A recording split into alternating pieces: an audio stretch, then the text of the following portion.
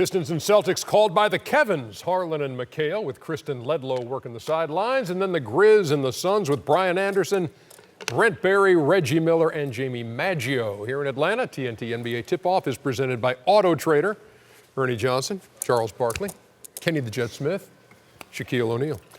Celtics, Pistons. We're going to start with Detroit. I've got a stat, and our guys researched this, and this is pretty amazing to me.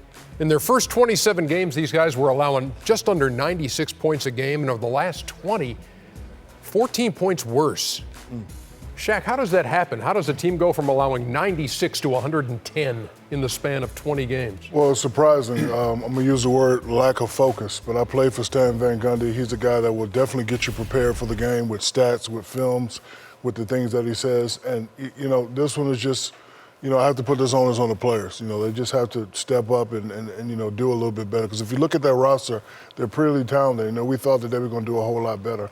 Right now, they're just not responding. But you can't blame it on Stan Van Gundy because I played with him and Pat Riley, and they definitely have you prepared for every game. Whose team is this in Detroit?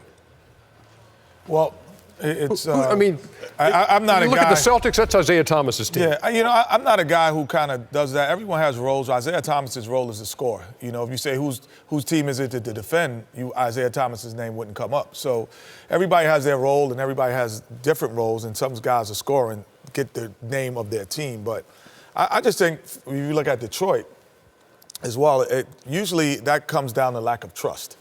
Because just the same way you trust guys on offense, you trust them on defense.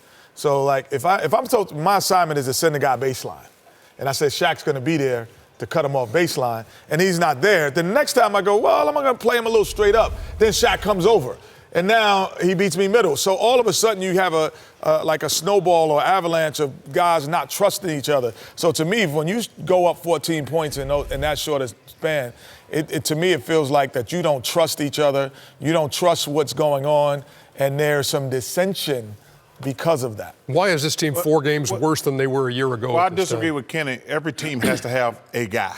And who's the guy on Detroit? On offense? No, every team has your best player. He's the guy. Everybody follow his lead, whether that's good or bad.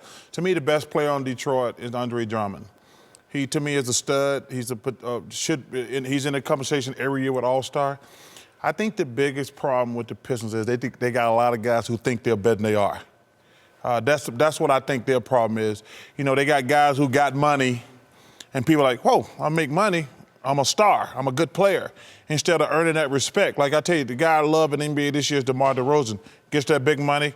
He comes out like, I'm taking my game to the next level. Actually, and this ain't an old guy hating on young guys. When I look at the Eastern Conference, there's so many underachieving teams.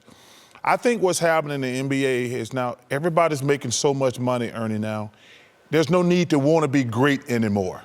Like, I think mediocre players are making $10, $15 million. You're like, why am I going to kill myself? Where's the incentive? What's the incentive to go take my game to the next level? I do think there's so much money in the NBA, it's had a negative effect on the bad players. The great players always want to be great. But I think some of the mediocre players in the NBA are making so much money now, there's no need to be great.